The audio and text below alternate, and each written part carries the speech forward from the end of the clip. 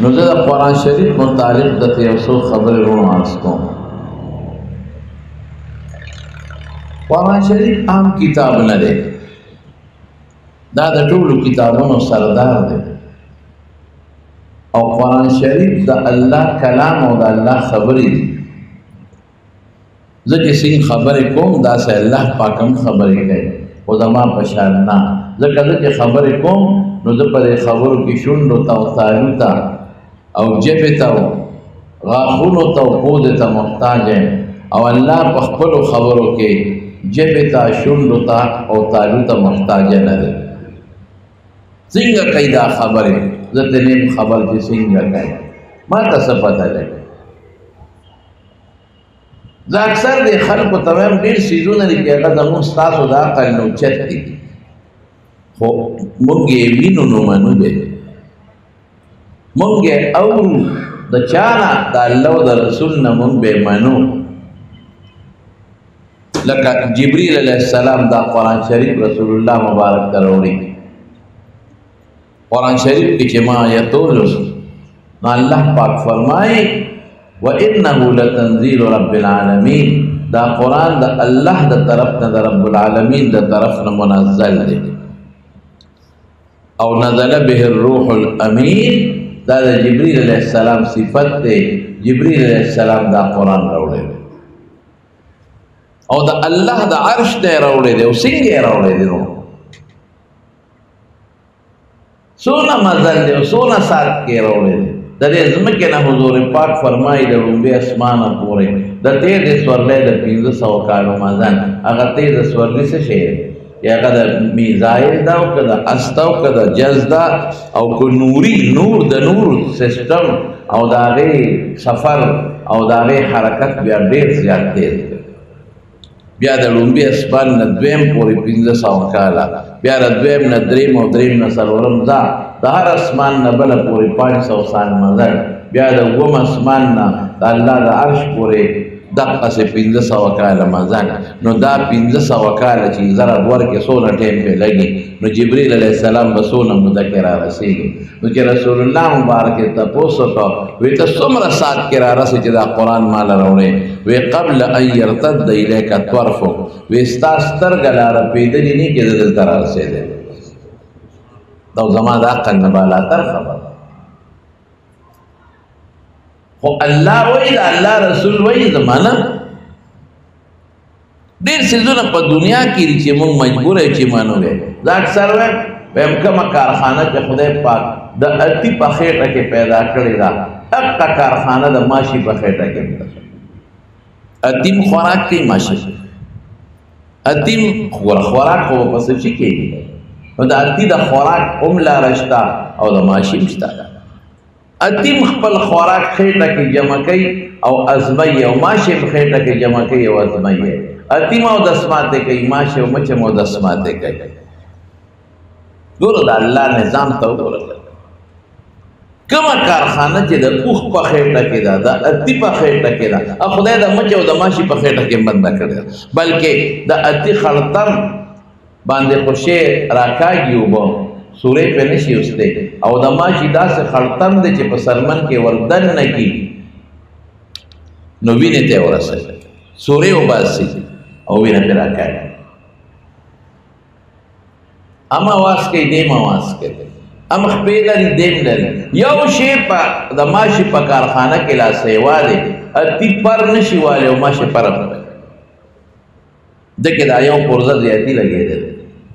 نو کم خدای پاک چې کم نظام په اتي کې اچولی دی، هغه په ماشي کې هم بندولی شي، په یو جراثیم کې هم بندولی شي، په مچ کې هم بندولی شي. د دې خدای ډېر لوی قدرت او طاقت دی. بعضې چیز ته زموږ عقل رسو، بعضو ته نه. یو میږي دی ستا په کور کې دننه دی او سوړی هم ده، د دې میږي ټوله دنیا ستا دا کور دی. هغه ته بار دنیا نو معلومه نه ده. که دې میږي ته دی وایي چې هلکه امریکا هم شته دومره لرې دی، او سعودي عرب هم دی دومره لرې دی، او جس په هوا کې ولا روان دی په دومره ګنټې کې رسي. ممکن ده چې دی به تا پورې وخاندي او تا ته وایي دا څه قمقلې سړیه، سعودي پکې لا سته وایي او امریکا پکې لا سته وایي. او دومره سات کې د موږ خپې ماته شوې هغه دیوال ته ټوله ورځ کې ونه رسېږي.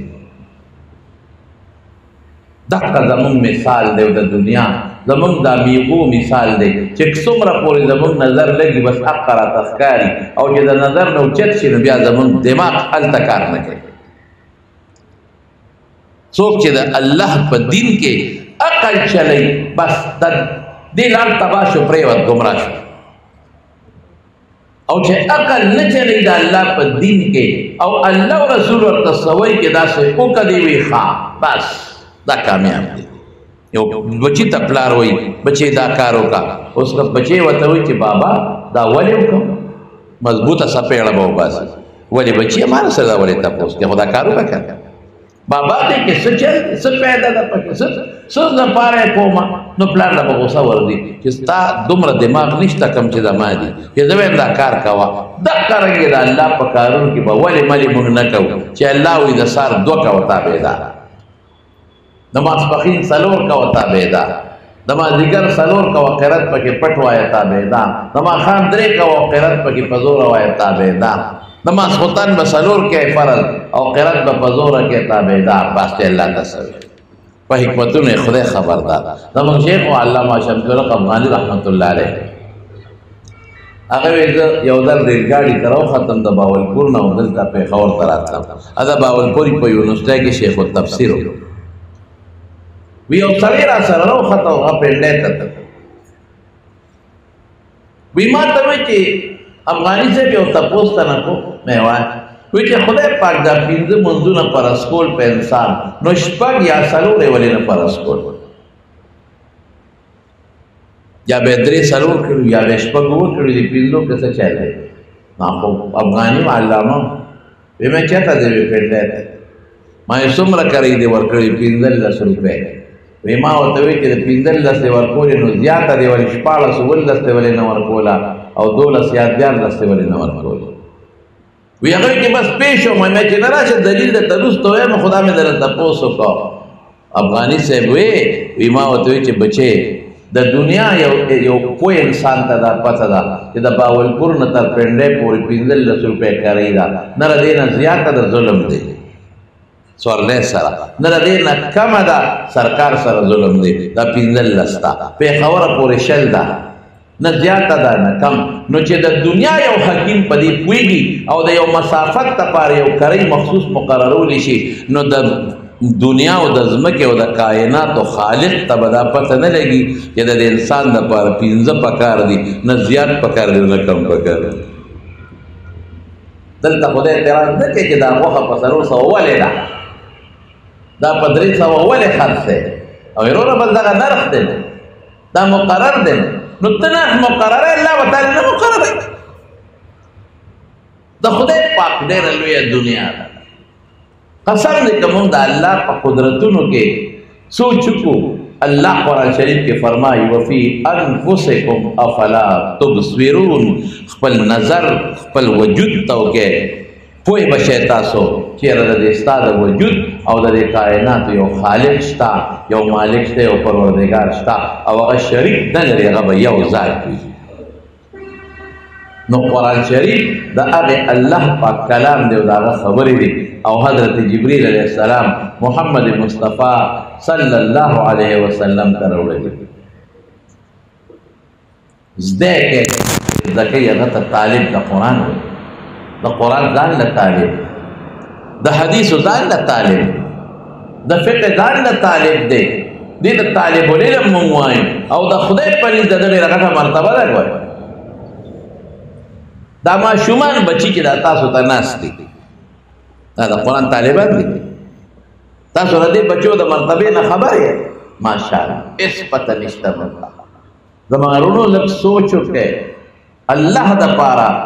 لږ دین ته توجه ورکړئ. ګورئ دنیا پاتې ده، د هر چا نه چې څومره دولت دی او چې د چا څومره ځمکې دي او د چا څومره بادشاهۍ دي او بینک بیلنس دی او بچي دي، ټول قسم په خدای پاتې دي.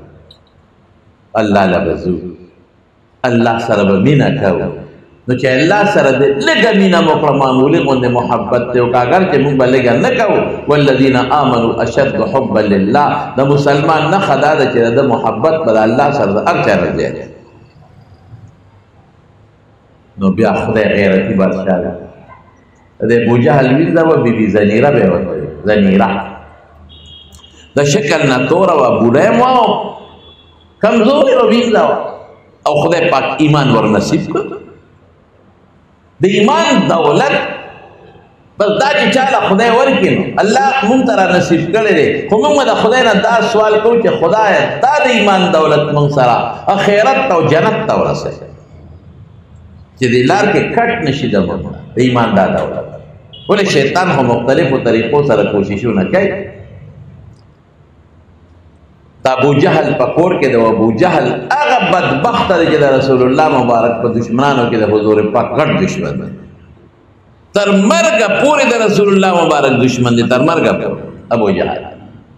چې حضور پاک په د مکې په کوڅو کې ګرځېده او اواز به یې کو یا ایها الناس قولوا لا اله الا الله تفلحوا دا کلمه وایه نو کامیاب بشئ نو دې سپېره به خاورې راغشتې او د حضور پاک په دې سر مبارک به یې نوستلې وی اے خلق گوری یا ایوہ الناس لا غیغرنکم دا سڑی حاضر رجل دا سڑی دی تاسو دا خپل دین نا دوکا نکی گوری دوبر سخت دشمن او یو کسری دا پیغمبر علیہ السلام پا مخالفت کے ندی پریش دوبر ظلم کڑی دی چی یو ذلی حضور پاک پا بیت اللہ پا مخ کی منس کا ودوی سوک پلال شی قصاب خانے تا چی یو خلق لري وي خدا لري نه دي موږ هم لري وایو صلاح عربی کې پیروان ته وایي پیروان څوک بلار شي چې د پلان کې د قصاب خانې نه یو پیروان د وینو ډک راوړي نو سپیرو خپل به معاهد هغه به دا کار کول شم نو لا ما هغه د وینو او د سوټو ډک پیروان یې راوړو وې سوا سره وکم نو رسول الله مبارک ته اشاره وکړه چې کله په سجده پوری دا ولا په دې الله ورواچي څومره ظلم څومره بدبخته حضرت عبدالله ابن مسعود وی ولالو با ارمان چې د ما طاقت وینو خو اسم نشو کولی منظر ته ګورم څه نشم کولی او څوک شته نه چې د حضور او هغه هم اقصې دا دواړو جهانو مبارک سردار په سجده پروت دی نو فاطمه ماشومه وه هله وړه ده د جینکو ماشومانو ته څوک غږ نه کوي اچا خبر را په منډه راغله ما پیروان یې د حضور پاک له شانه وغورځوه او رسول الله مبارک پاسې او د بیت الله په مخ کې خوا مخ کړې اللهم علیک بابي جهل اللهم علیک بعتبه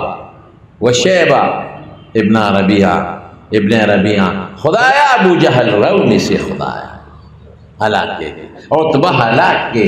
خدایا ولید ہلاک کے شیبہ ہلاک کے امیہ ہلاک رنگونا وی زیو شو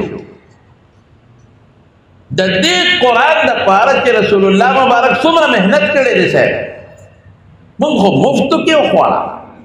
من خو مفتو کے قرآن دا ورسے من خو دنیا دا پارا لگیا یو محنت کو ناغی نخما خدای نہ مانے کے اخو صحابہ هم تجارت کړي اخو صحابہ هم پټیو زمیداري کړي اخو د دنیا نظام دی هغه نه خو نه منې کوي خو الله یې وګیله کوي چې دنیا ګټه خو د ما ولې یې رجال لا تلهیهم تجارت ولا بیع عن ذکر الله الله وی چې دا تجارت او دا د دنیا نظام دا نه خدای یې نه کوي د سره الله یا سره د ډېر محنت شوی د مال قسمی دا لکه سره د عبدالقیوم چې موږ طائف ته لاړو او هلته کې یو جومات دی مسجد عداس دومره جومات دی لکه ستاسو دا جومات دا حال چې دی یاره دې نه به لږ تنګ دي یا دونه به او بره پې لیکلي مسجد عداس او خوا کې ورسره باغ دی ما دې ملګرو ته وې مې دا هغه ځای و چې په دې ځای کې د دواړو جهانو مبارک سردار لهو لهان د وینو شور پور ناسته کړی دی دې قرآن دا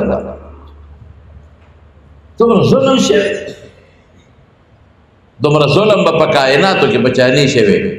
څومره چې رسول الله مبارک یو دلته بی بی عایشې صدیقې تپوس وکړه د الله رسوله سخته بس پتا کمه تېره شوې ده وی عایشې چې ستا قوم د مکې نه وایستم او طایف ته لاړم او د طایف ته را روان وم نو ما ته پته نه و چې ځم کم خو روان نه کم ځای نه وینې روانې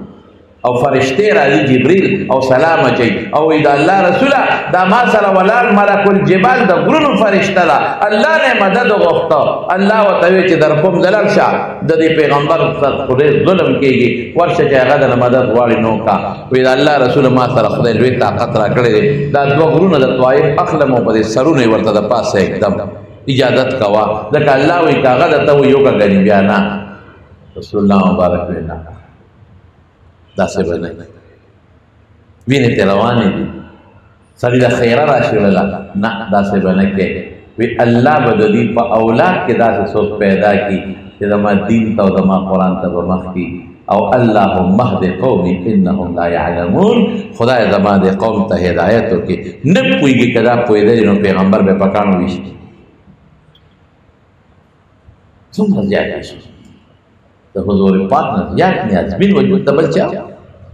زیات د خدای نه خوښ وجود د بل چا په سسکور او په چاره کار نه دی کړی پاسته لاسونه نیازبین وجود او الله ته ډېر ګران وجود لیکن نه دی قرآن دپاره څومره سختۍ برداشت کړي د دین مرکز خو قرآن دی که نه موږ دین یادو منبع او مرکز د دین خو قرآن دی د الله او تبا کافر په خپل باغ کې ناست دی او په حضور پاک کې رحم راغی نو یو غلام یو عداس هغه ته ویې ورشه که نه وی سړی لکه چې چا خوب کړي او لږ اوبه وله یوسه او لږ انګور وله یوسه نو عداس راغی نو حضور پاک د انګورو د اوبو نه مخکې هغه له د ایمان دعوت ورکوي یا خدا تګېرې چې لاول خو اوبه وڅښم زه چې لاول ډوډۍ خورم بیا به منځ وکړم داول د اوبه وڅښم نو بیا به دا خپل کار وکړم که نه نه رسول الله مبارک وي کېده دا انګور بچی د اوبه کېده مسلمان شه یو الله ومنه او وی بچی دا کوم ځای وی د نینوا یم عداس ورته وایي وی زما د ورور د یونس علیه السلام د کلي دی وی ته یونس ته پېژنې وی هم د خدای پیغمبر او زه هم د خدای پیغمبر هغه عداس خدای مسلمان کړ عتبه مسلمان نشو ابو جهل نشو عداس مسلمان شو تر ننه پورې نوم یادېږي او په جومات د پاسه یې نوم لیکلی مسجد عداس څومره تکلیف څومره خوار موږ څوک د قرآن موږ صرف او صرف د 500 روپو دیارۍ لپاره د سهار نه مازدیګره پورې څونه خواري د 1000 روپو د دیارۍ لپاره سهار نه مازدیګره پورې څونه خواري کوو او د جنت غوندې قیمتي دیارۍ لپاره موږ څه وکړل موږ د معمولي لوږې بچ کېدو دپاره 1000 روپۍ دیارۍ کوو چې لوږه رانه شي په بچو لوږه رانه شي او د آخرت لوږې سره به څه کوو د قبر لوږې سره به څه کوو معلوم دې کار نه کېږي خپل تجارت کوه تکړه شي حضور پاک کړی خپل تجارت کوه صحابه کړی خپله زمینداري کوه د مدینې انصارو کړی خپله دکانداري کوه عبدالرحمن ابن عوف کړی خپل اوښان او ګړې چیلې ساته حضرت عثمان کړي دي پیسه ګټه ستا به څه پیسه یې عبدالرحمن ابن عوف سره دومره دولت او دومره مالو چې هغه پیسې به ډبلې روپۍ پاکولې نو په لاسونو یې نشي پاکولې دومره ډېرې وې نو په ځمکه به یې نور ته واچولې نو اوښان به یې پرې ګرځول چې د هغې د خپو په خپړه باندې دی زنګ لري شي او پاک شي قرآن یې نه دی پرېښی خدای نه دی پرېښی چې اواز ورته شوی دی بیا منډه والی یو صحابي دی راکوټې غوندې واقع درته وایم حضرت سعد رضی الله تعالی عنه او زمون په کتابونو کې هغه ته سعد اسود وایي د رنګ تو سعد اسود د شکل هم تور دی د رنګ هم تور دی او مخ یې داسې شکل باندې خدای ته سړی نه نږدې کېږي ښه په تقوا به نږدې کېږي خو د هغه د شکل نه تاسو د حبشیان کتلي دي داسې دانې په مخ راختلي دي او تور هم دی غاښونه هم بار دي غریب هم دی یار داسې حالت کې چې په کوم ګیلاس پې اوبه څښلې نو په هغې به چې اوبه هم نه څښلې داسې به خلکو کرکر کوي یو ځل رسول الله مبارک ته راغی او فریاد یې وکړ پیغمبر علیه السلام خو د صحابو دپاره داسې و لکه پلار انما انا لکم بمنزلة الوالد للولد پلار چې څنګه بچو لري ستاسو لپاره راغلی حضور پاک له راغی او جړا باندې شو په فریاد وی د الله رسوله ما با الله ځان ته پرېږدي ما با جنت قبول کی ما با د جنت حورې ځان ته پرېږدي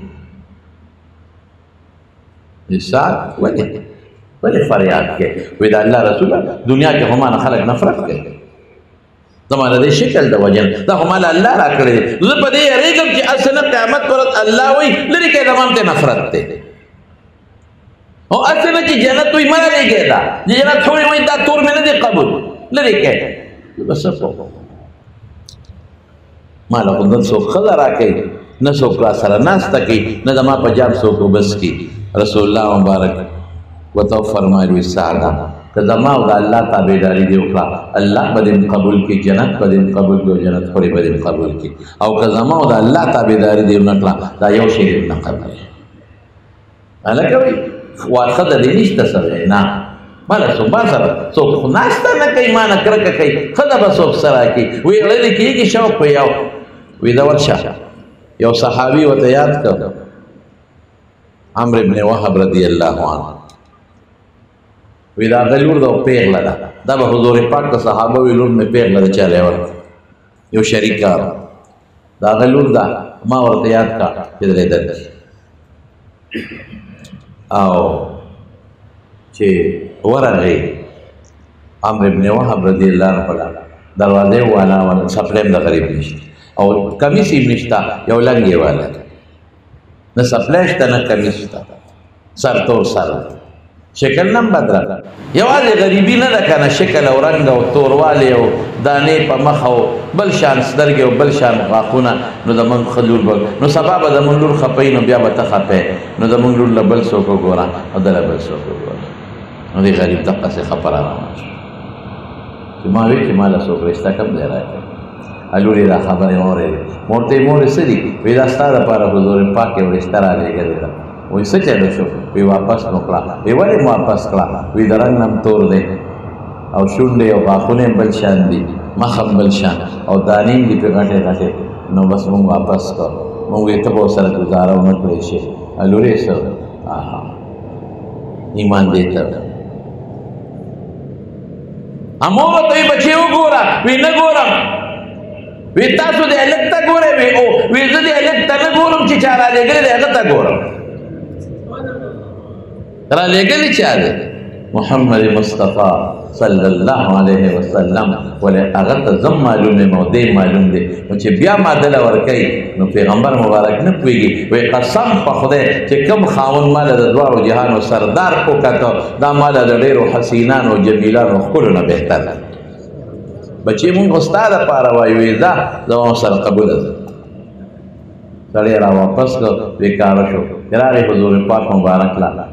وی سعد څنګه چلو شو وی د الله رسوله کاره شو وی مهر به ورکوې وی مهر څه ته وایي واده کې مهر نشته کور دی وي کور مې نشته هېڅ دې نشته نه دا څه پکې پروت یم طالب یم ماشې یو صحابي ته وی ستا څو کوره دی وی یو دله ورکړه وی ورکړئ خبره خلاصه وی لاړ شه عبدالرحمن ابن عوف له حضرت عثمان له یو دریم صحابي مو ورته وښو وی دې درې واړو لاړ شه ما ورته یاد کړه چې 200 درهمه درکړه لاړ د هغوی نه 200 درهمه راوړه ورته وی